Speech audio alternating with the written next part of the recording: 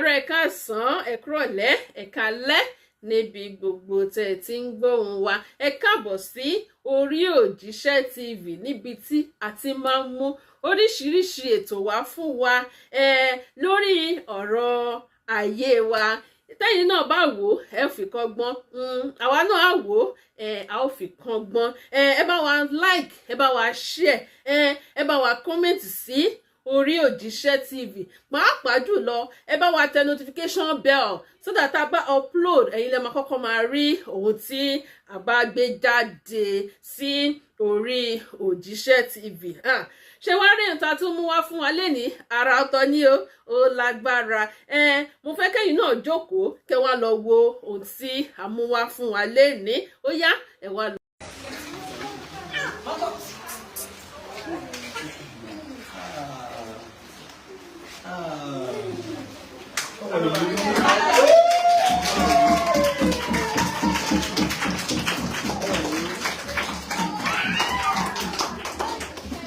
Hallelujah. Okay, ṣé teacher la wọ́n náà? Teacher ni wọ́n. Ẹnìkan náà mọ̀ ọ́. Ẹnìkan náà mọ̀ ọ́. Yes sir. Mama, hey sir. How are you sir? I just first time tí màá fa ẹ̀rọ màmá. Ẹ kú ṣe olúwa o. Ẹ kú ṣe àwọn ọ̀gá wa yìí. This is great. Wow, ṣé mo mọ̀ ní? Okay, àwọn kan ti lọ ilé. Okay, how are you, sister? How are you? God bless you. Okay, blind làwọn blind. How are you? How are you? God bless you. Àwọn kọ́? Okay, deaf now. Intellectual. Okay, ni mo la wọn blind.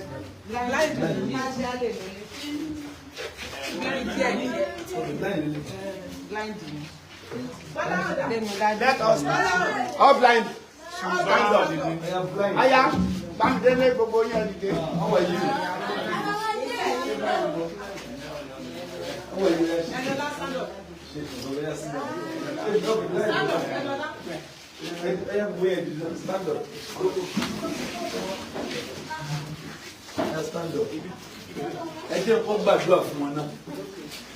There is ability. Okay, so woman.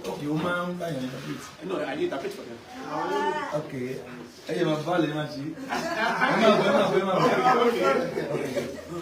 I want to pray for you.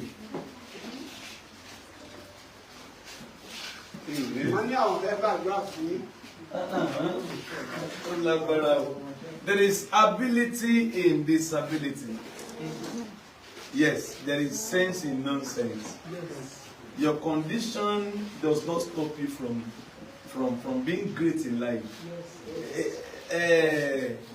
Condition yìí kò dáyé dúró fún ìṣeré láyé. Ẹ̀yin ọmọ yìí ẹ ó ga.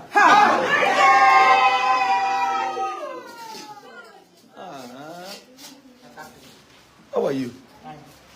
Okay, show no blind. No, intellectual. Intellectual. Ẹ̀yin ọmọ yìí ẹ máa ga lórúkọ.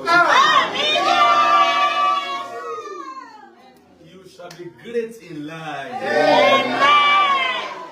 In the name of Jesus. Amen.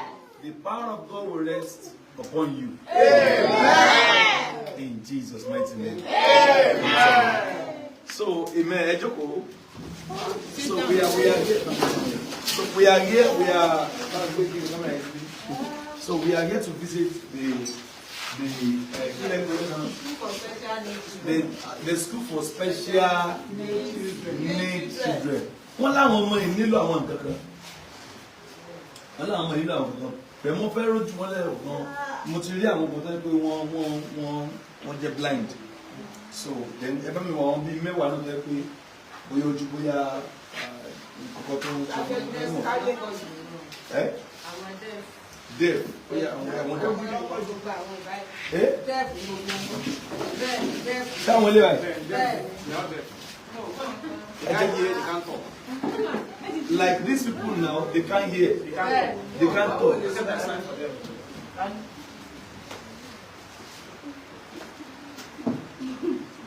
One bound. Mo fẹ́ gbogbo ọgbọ́n ti máa ń ṣe ẹyẹ kan.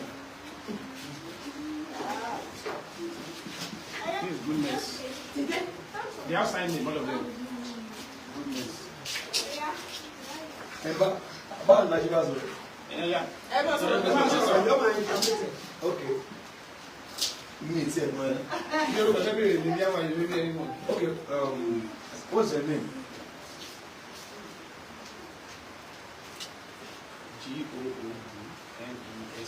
Goodness. Báwo lè ṣe mọ tó táì?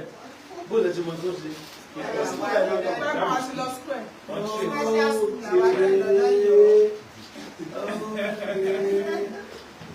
So example is Ẹja ká yíyá.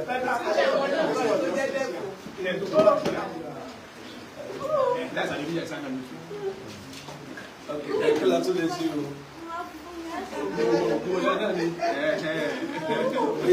Ẹya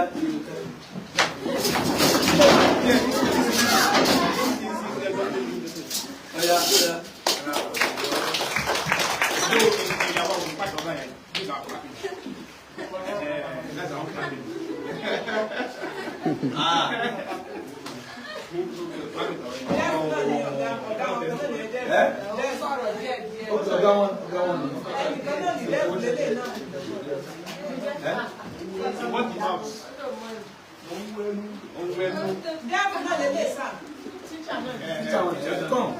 Come, teacher.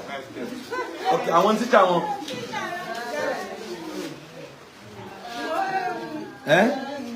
Good morning. How are you?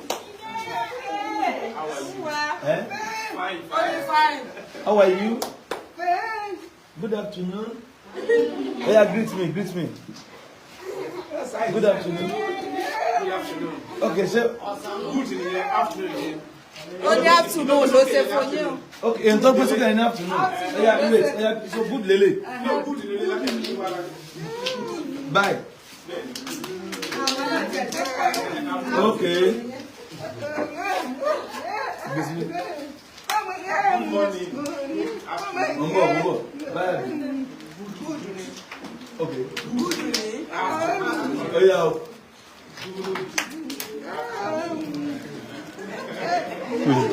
Yeah, shake me. Let's shake. Let's shake. Yeah, let's shake. Yeah. How are you? Yeah, let's shake. How are you?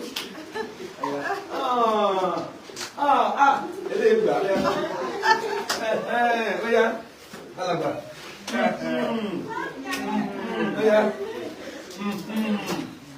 Ta ló kù.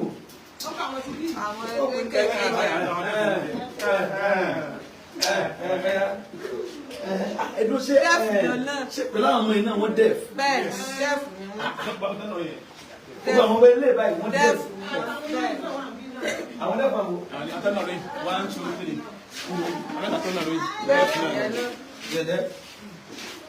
Def yẹn náà.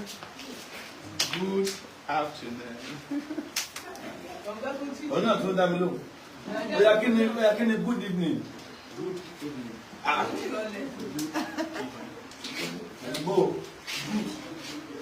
Evening. Ẹ̀kọ́ òpin o. Ẹ̀yin ọmọ yìí ẹ ó di ńlá.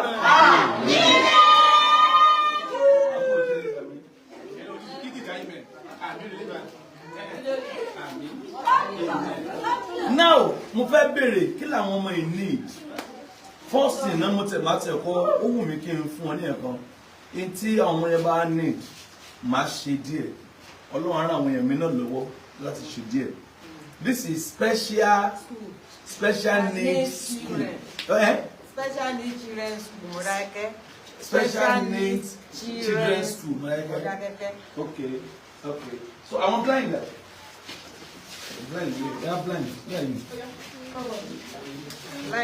So àwọn tó jẹ́ dẹ̀ fún wọn dẹ̀. Àwọn tó jẹ́ dẹ̀ yẹn gẹ́gẹ́ pé wọ́n play àwọn tó wá dẹ̀. Àwọn ìkàwé àgbàdo tó blind. Not blind. Blind,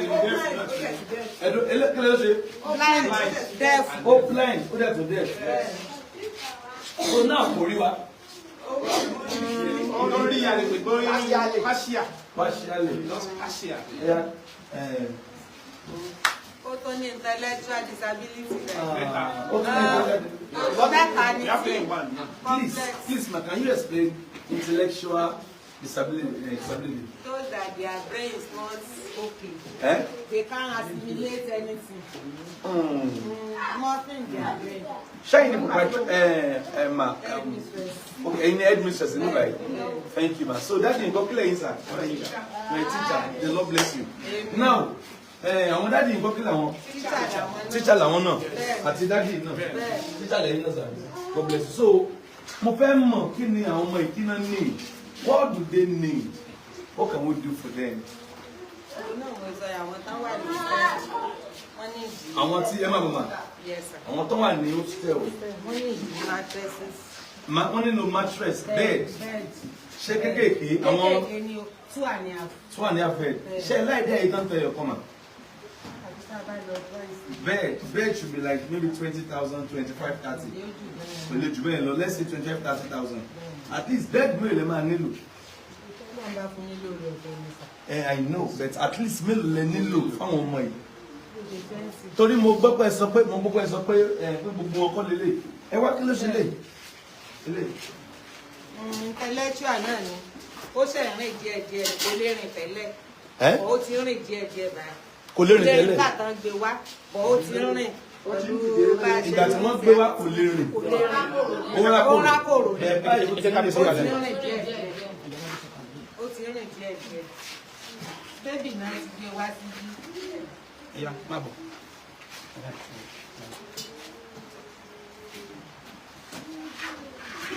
Bébì náà ti gbé wá fún un. Oya kó padà kó má bọ̀. Oya come to me. Oya come to me. Yeah, God bless you. God bless you. Big brother. Sorry. Ẹ jẹ́ gbé tó padà. Ṣé mo lè gbé lápá? Bẹ́ẹ̀. Ẹ ṣe mo gbé apá ẹ̀ ó àkọ́ mi. Kí ló ṣàǹtì? Intellectual. Àjọ ṣiṣẹ́ ń bí gan o. Èmi náà bọ̀ wá mo fẹ́ darapọ̀ mọ́ yín. Ẹ̀yẹ owó intellectual. Intellectual ó dẹ̀ tó wá pàṣálẹ̀ láyé.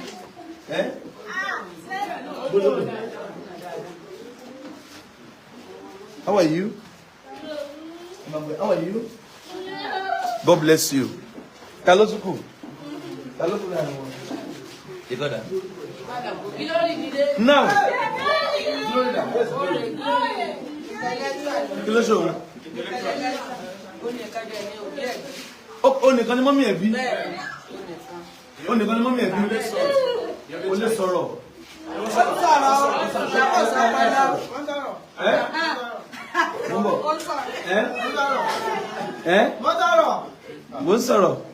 What's your name?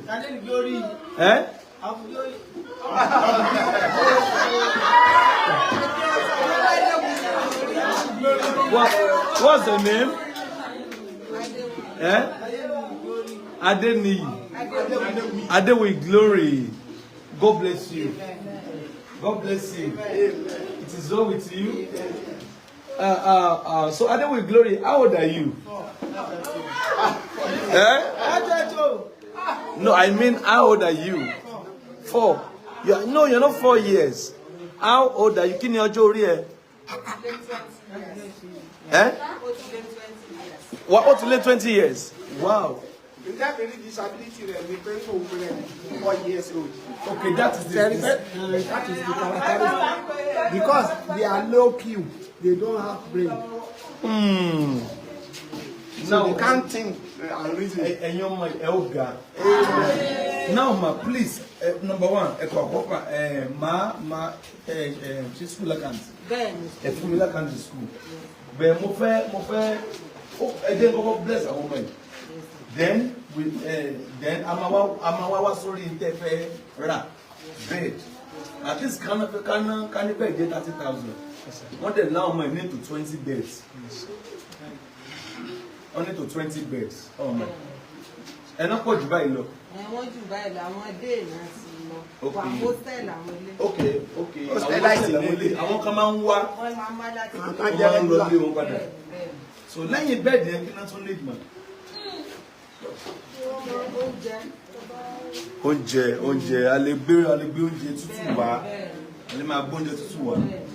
Ẹ̀yin èèyàn wa, ẹ jẹ́ ká máa visit bí ní ẹ̀ẹ̀kan lóṣù. Ẹ jẹ́ ká máa visit bí lẹ́ẹ̀kan lóṣù. Tábà ti God bless you, sir. Thank you for clapping, sir. So tábà ti ṣe wọn bá tábà fẹ́ ṣe é sìn torí máa make sure pé wọ́n ra bed then a máa gbé oúnjẹ dé náà.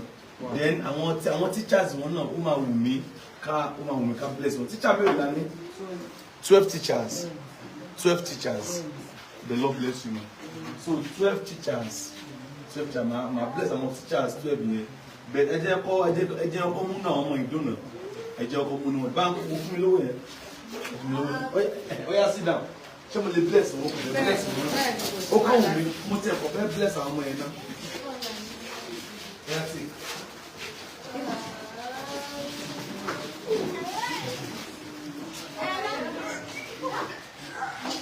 That's it.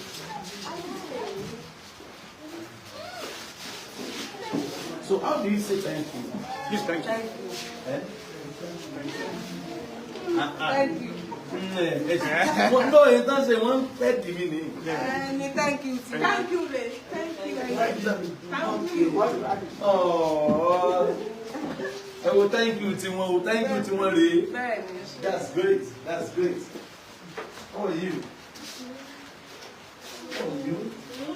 Already. That's it. Oh, come with me, kids. God bless them. Let me bless them first. You'll be great in life. You'll be great in life. Amen. Yeah.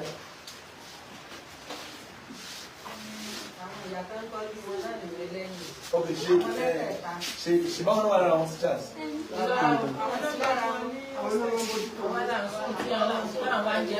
Wow! Ẹ̀yin náà ń sùn dáhùn mọ́ yìí. Ẹ̀yin náà ń dáná fún wọn. Ẹ̀yin mélòó? Ẹ ti dé mọ̀. Àwọn náà ń tọ́jú àwọn ọmọ yìí. That's great.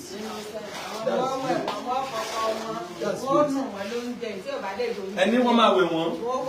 Wọ́n fọṣọ wọn. Wọ́n fún wọn lóúnjẹ. That's great. Dúró bẹ́ẹ̀.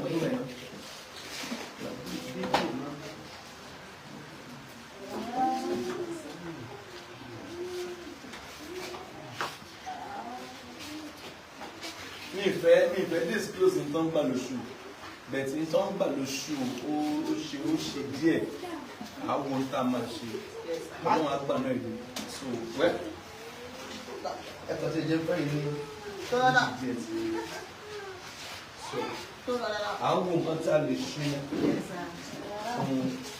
ó yà àwọn student tó dẹ̀ that's it.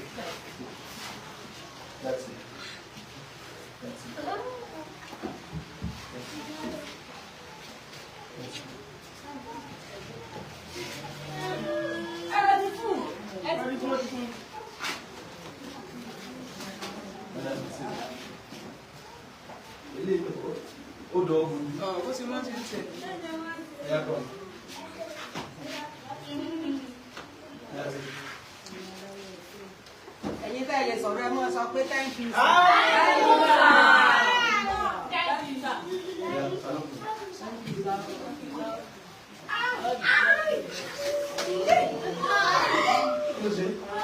Ẹ má bu owó wọn lọ́wọ́ ọmọ ẹ fún wọn lẹ̀ o.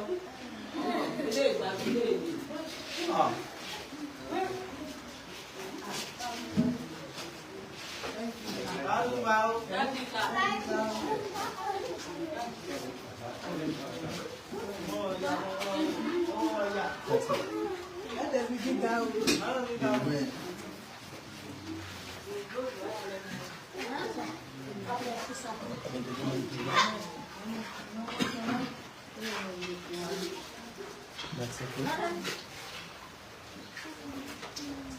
Now it's a machine. 11. So I'll make sure we transfer wood DS in the number one, my place and my teachers, they are doing a great job. Ọmọ ìwọ̀n di ńlá láyé. Lára owó tó máa ń fẹ́ra bẹ́ẹ̀ ní tèmi lágbára máa ṣe é sìn. Ẹ̀fún mi lákàntì school. Ẹ bá mi kọ́ sínú pépà. So máa ṣòwò dẹ̀ sí ní wọ́n lọ gẹ́gẹ́. So àbí ní tí n bá ṣe táwọn èèyàn bá ṣe. Màá ṣe ẹ̀gẹ́ tàbí káwá gẹ́gẹ́ ọ̀rọ̀. Ẹ̀gẹ́ ti ẹ̀wà. Ìbàdàn ó tún strong jù dáadáa. Irọ́ Ìbàdàn kọ́ ibi náà ni. Ibi náà ni ká tó lọ. So then oúnjẹ díẹ̀. Nípa orí ọ̀fẹ́ Ọlọ́run. So àwọn ọmọ tẹ́ ń wò yìí, they are the special needs children. So I'm praying for them. They shall be great in life. Mo fẹ́ kí ẹ̀yin teachers wọn. Kí lè kí náà ṣe? Amen. Amen. Oh yeah, you will be great in life. Ìyẹn sọ pé mo ní wọ́n great. Okay, báyìí ṣe báyìí. Ẹ ti sọ pé mo ti sọ pé wọ́n máa great in life. Okay, now you shall be great in life.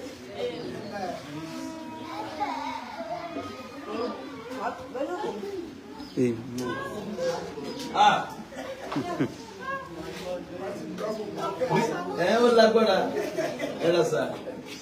These kids, they are wonderful kids. So I want to appreciate their teachers, the mistress, the waitress, the headmaster, the teachers, the carers. I want to touch you. They are doing a great job here. Mentality me to change nípa ayé. Àwọn ọmọ kan tó wà níbí. Ọmọ kékeré ni wọ́n ó di. Adití, afọ́jú. Arọ. So, Ọlọ́run àti àwọn ọmọ ìlẹ́yìn. So these are the kids. Mo bá tí a bá ní a máa ṣe fún wọn. Ẹ̀pọ̀ ìpèjì so. Ọlọ́run dẹ̀ máa ti sọ́jú láyé tiwọn náà. Ọya kids, ọya ìnáwó sí mi náà. Ìnáwó sí mi. Àwọn àgbọ̀. Ọya ìnáwó sí mi náà. Okay, oh yeah, Nick, pray for me.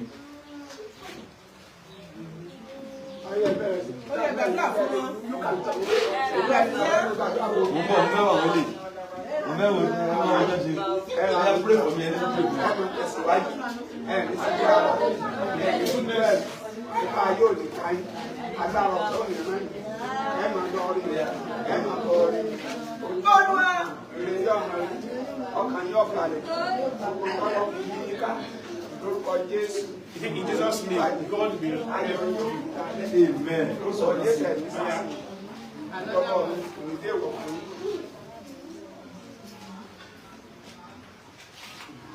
He said, you are giving, God will give to you.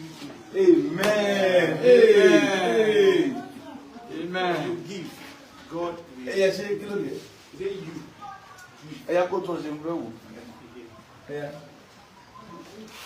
you. In Jesus' name, God will give us. You are giving us, God will give you also. Amen. Oh yeah. Everyone like at the school. So we are doing something right now. So about our birthday. Any bed on the kitchen. Aṣọ ńkọ́? Aṣọ, àwọn ọmọ yìí need aṣọ. Aṣọ àti bàtà school, thank you ma. Any? Stop. Is it stocking or stocking? So one day the aṣọ bàtà school, ìyá máa ṣẹlẹ̀. So it's a machine. This is well. So for our bring to the here. In fact, I told the little lecturer on my brother. I told the I will so in the moment about it, I mean, look at the so in terms of the support our teachers, as senders will do. So that's wonderful. Thank you. Yeah, look at this.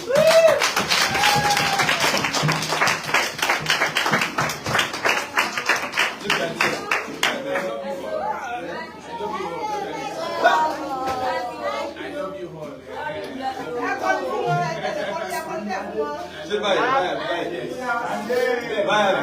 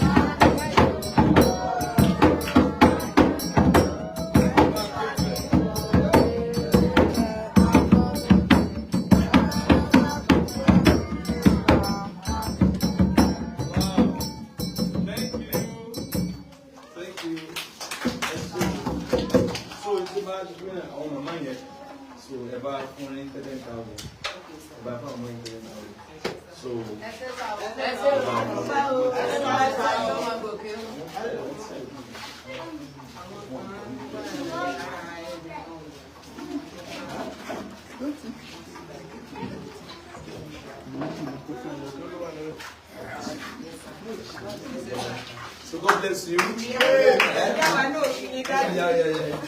On behalf of this less privileged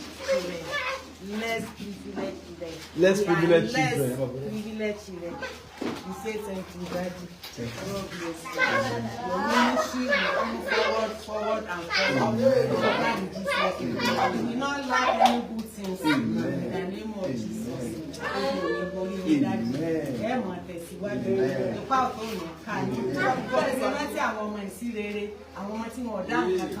tó ṣe pé Ọlọ́run lè ṣe fún mo gbàdúrà pé ní ìlọ́po Ọlọ́run ó máa ṣe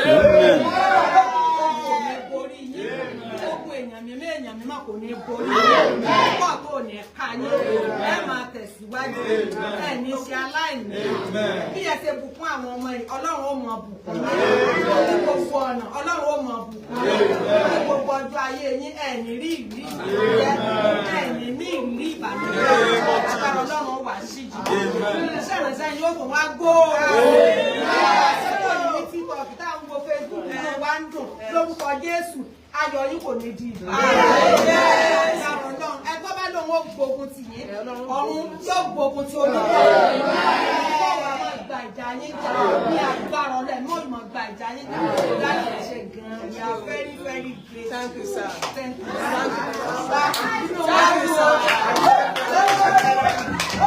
Lákàtà àti tó wọ̀ ní TikTok ti Facebook. Àwọn ìdí wẹ́rẹ́ yìí. Mama wa. Yes ma. Madam ma yọjú. Kí ló ṣe mọ́ mi?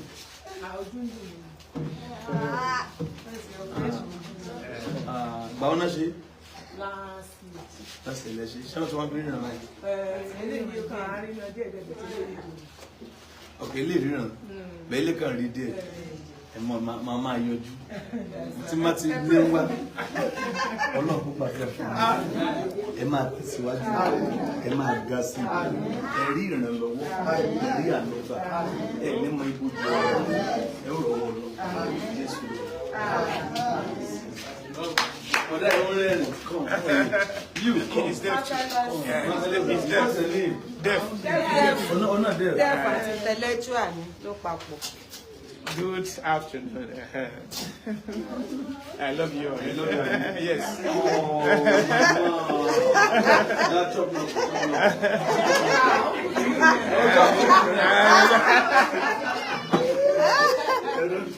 Mama, bless you. I love you. Mama, God bless you. Thank you so much. Yes, sir. God bless you. Hey? Thank you. Thank you. Yes, sir. Baba, say hi.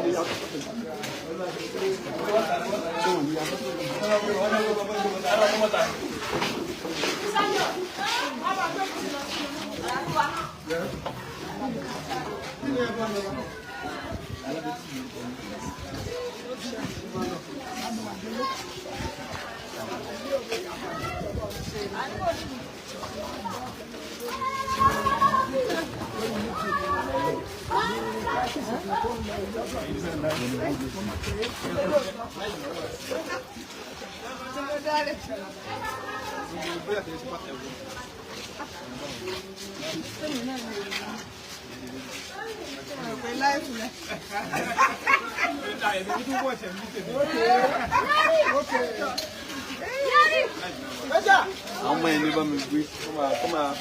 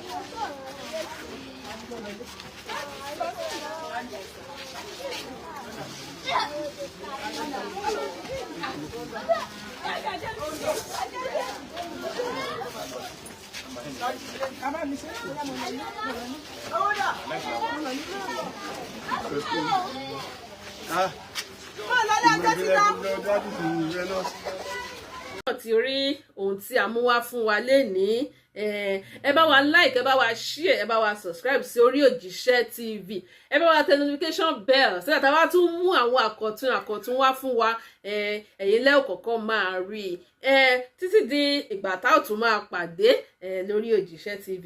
Ó dàbọ̀.